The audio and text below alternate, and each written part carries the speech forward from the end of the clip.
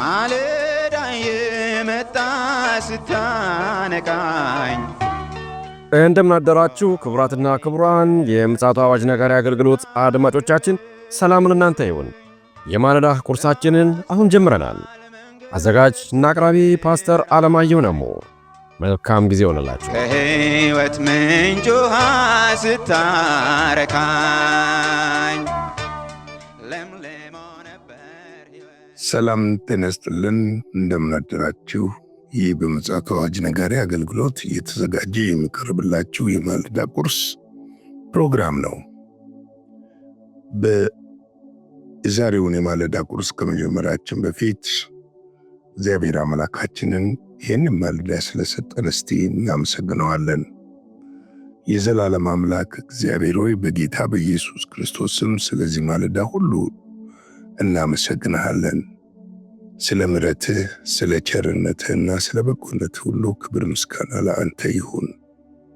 ሁሉ ለስም ክብር ይሁን በጌታ በኢየሱስ ክርስቶስ ስም። እንግዲህ በትናንትናው ዕለት የተመለከትነው ቁጥር 25 እና ቁጥር 26 ነው። አንደኛ ቆሮንቶስ ምዕራፍ 1 ቁጥር 25 እና ቁጥር 26 ነበር የተመለከትነው። የተመለከትነው ነገር ምንድነው? የእግዚአብሔር ሞኝነት ከሰው ይልቅ እንደሚጠበብና የእግዚአብሔር ድካም ደግሞ ከሰው ይልቅ የበረታ እንደሆነ ተመልክተናል። እንዲሁ ደግሞ ብዙዎች ባለጠጎች ጥበበኛ ነን እናውቃለን ያሉ እንዳልተጠሩና እግዚአብሔር ደግሞ የዓለምን የተናቀውን ነገር እንዴት እንደመረጠና እንደጠራ ለመመልከት ሞክረናል። ዛሬው ዕለት የምንመለከተው ቁጥር 27 እና 28ን እንመለከታለን። አነበዋለሁ። ነገር ግንም እግዚአብሔር ጥበበኞችን እንዲያሳፍር የዓለምን ሞኝ ነገር መረጠ፣ ብርቱንም እንዲያሳፍር እግዚአብሔር የዓለምን ደካማ ነገር መረጠ። እግዚአብሔርም የሆነውን ነገር እንዳይጠፋ የዓለም ምናምንቴ ነገሮች የተናቀውን ነገር ያልሆነውንም ነገር መረጠ። እንግዲህ እግዚአብሔር ጥበበኞች ይህንን ጥበቤ ይህንን ክንዴ ኃይሌ አደረገች እንዳይሉ የዓለምን ብርቱ ነገር ሳይሆን የመረጠው ደካማ የሆነውን ነገር ነው የመረጠው። በደካማው ውስጥ እሱ ኃይሉን በመግለጥ የራሱን ሉዓላዊነት መግለጽ ስለሚችል ነው። ዓለም ሞኝ ነው ያለችውን ነገር ወይም ደግሞ አያውቅም ያለችውን ነገር እግዚአብሔር ደግሞ መርጧል። ነገር ግን የእግዚአብሔር ጥበበኞችን እንዲያሳፍር ነው ይህንን ያደረገው።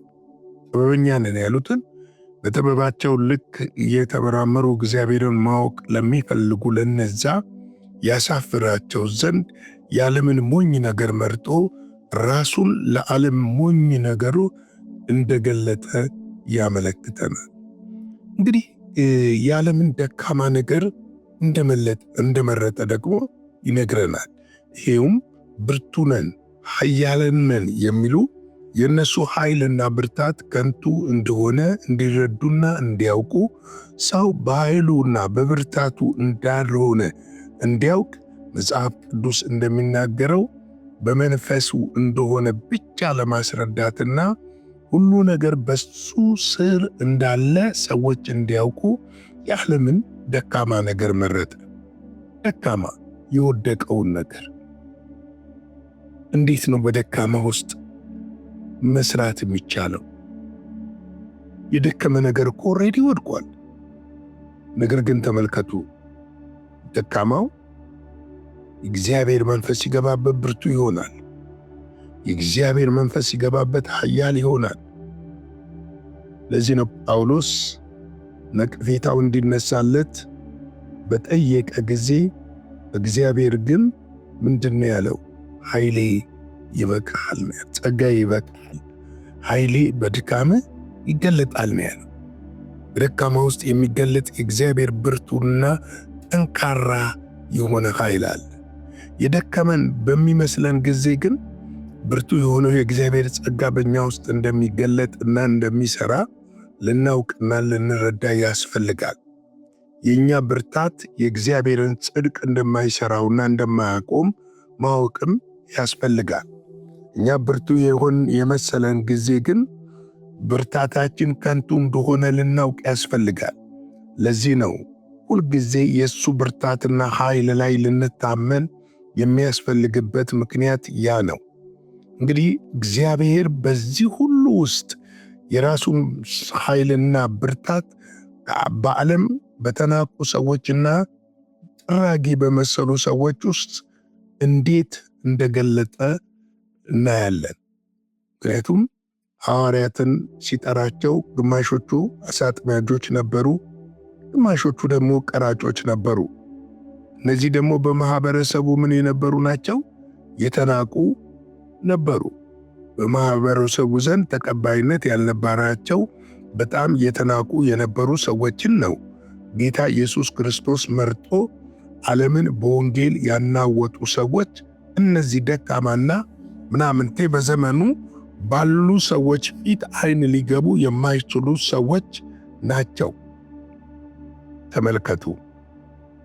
በእኛ ድካም ውስጥ የእሱ ጸጋ ይሠራል።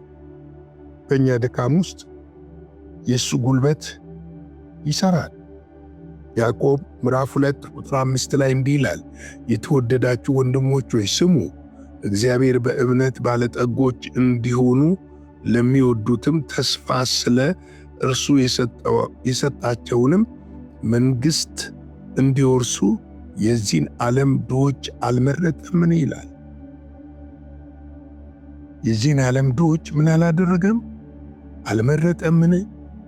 የመረጠው በዓለም የተናቁትንና የሰው ዓይን ፊት የማይገቡትን የሱን መንፈስ በነሱ ውስጥ ማድረግ በመንፈስ ቅዱስ አማካኝነት ዓለምንና ነገሥታትን ያስደነገጠ ታላቅና ድንቅ ተአምራት ያደረገው ደካማና ሞኝ በተባሉ ሰዎች እንደሆነ ልናውቅ ያስፈልጋል። ስለዚህ ነው ሮሜ 1:22 ላይ ጥበበኞች ነን ሲሉ ደንቆሮ ሆኑ ይላል። ሰው በራሱ ምርምር፣ ብቃት፣ ችሎታ የመለኮትን ሐሳብና ዕቅድ መረዳት አይችልም። የመለኮትን ሐሳብና ዕቅድ መረዳት የምንችለው መለኮት ራሱ ሲገልጥልን እንደሆነ ልናውቅና ልንረዳ ያስፈልጋል። አንደኛ ቆሮንቶስ 3:18 ላይ ማንም ራሱን አያታል፣ ከእናንተ ማንም በዚህች ዓለም ጥበበኛ የሆነ ቢመስለው ጥበበኛ ይሆን ዘንድ ሞኝ ይሁን ብሎ ጳውሎስ ይነግረናል። ጥበበኛ ይሆን ዘንድ ምን ይሁን ብሎ ነው የሚነግረን? ሞኝ ይሁን ብሎ ነው የሚነግረን። እንግዲህ የዚህ ዓለም ጥበብ ከንቱ እንደሆነ ልናውቅና ልንረዳ ያስፈልጋል። ዛሬም ደግሜ የምነግራችሁ ነገር ዛሬ የሚያብረቀርቀውና የሚያብለጨልጨው እኛ የምንደነቅበትና ያጨበጨብንለት ደግሞም ወንድሞቻችንን ጠልተን የተጋደልንበት ለማግኘት ከላይ ታች ደፋ ያልንበት አንዱን ወደን አንዱን የጠላንበት አንዱን አንስተን አንዱን የጣልንበት ነገር አንድ ቀን እንደ ዘበት ያበቃል። አንድ ቀን። እዚህ ነው ጠቢቡ ሰለሞን ከሰማይ በታች ሁሉ ከንቱ የከንቱ ከንቱ ነው የሚለን። ምክንያቱም ሁሉም ከዚህ ምድር የሚያልፍ ነገር የለም። ነገር ግን የማያልፈውን ዘላለማዊ የሆነውን ሕይወታችንን ከክርስቶስ ኢየሱስ የተቀበልነውን ያንን ታላቅ ጸጋ በእግዚአብሔር ፊት በጽድቅና በቅንነት በእውነትና በታማኝነት እየኖርን እርሱን እየገለጥነው ልናልፍ ያስፈልጋል። ወይም ደግሞ የሚመጣውን ክርስቶስን ልንቀበል ያስፈልጋል።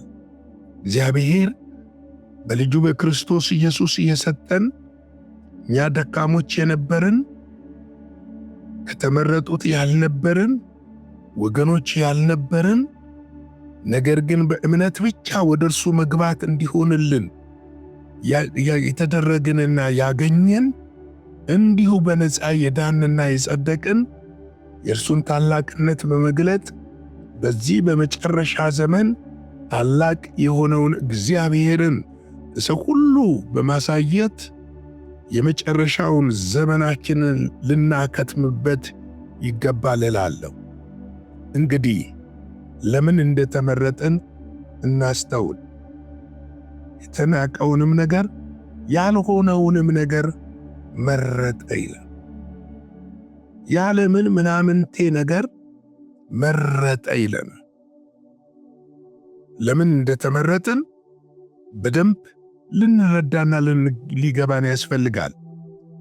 የተመረጥነው ለ80 ዓመት እንደ ፋኖት ለምታልፍ ሕይወት ሳይሆን ዘላለም ከልጁ ከኢየሱስ ክርስቶስ ጋር እንድንኖር እንደሆነ ልናውቅ ያስፈልጋል። እንግዲህ ወዳጆቼ፣ እህቶቼና ወንድሞቼ፣ ውድ ቤተሰቦቻችን ይህንን ስናገር ቀለል ሊል ይችላል። ነገር ግን ይህንን የምንናገረው በመጨረሻው ዘመን ክርስቶስ ኢየሱስ ምጣት በደጅ በሆነበት ዘመን ላይ ቆመን እንደሆነ እንድታስተውሉ እፈልጋለሁ። እንግዲህ ለዛሬ ያለኝን የማለዳ ቁርስ ፕሮግራም ይህንን ይመስላል። ላይክ፣ ሼር፣ ሰብስክራይብ በማድረግ አገልግሎታችንን ከኛ ጎን ቆማችሁ እንድትደግፉ በጌታ ፍቅር እጠይቃለሁ። አጭር ጸሎት ጸልየን የዛሬውን ፕሮግራማችንን እንጨርሳለን። የዘላለም አምላክ እግዚአብሔር ሆይ እናመሰግንሃለን። ይህን ማለዳ ስለሰጠን፣ ስለባረከን፣ የልጅ የኢየሱስ ክርስቶስ ጸጋም በሕይወታችን ላይ ስላፈሰስከን እንዲሁም ደግሞ እኛን ደካሞችና የዓለም ጥራጊ ምናምንቴ የተባልነውን ስለመረጥከን ባንተ ቅዱስ ደም ዋጅተህ ልጆች ስላደረግከን ክብርህንና ሞገስህን ልገልጥብን ስለወደድክ በኢየሱስ ክርስቶስ ስም እናመሰግንሃለን። ነው ደግሞ በዚህ ዕለት እግዚአብሔር ሆይ አንተን ማስከበር እንድንችል በጸጋህና በኃይል እንድታገዘን፣ በነገር ሁሉ እንድትረዳን፣ ከክፉ ሁሉ እንድትጠብቀን፣ በልጅ በክርስቶስ ኢየሱስ ደም እንድትሸፍነን እንጠይቃለን። ሁሉ ለስም ክብር ይሁን በኢየሱስ ክርስቶስ ጌታ ስም። በነበረን የመልእክት ክፍለ ጊዜ እንደተባረካችሁ ተስፋ እናደርጋለን። በነገው ማለዳ በሌላ ዝግጅት እንገናኛለን። መልካም ቀን።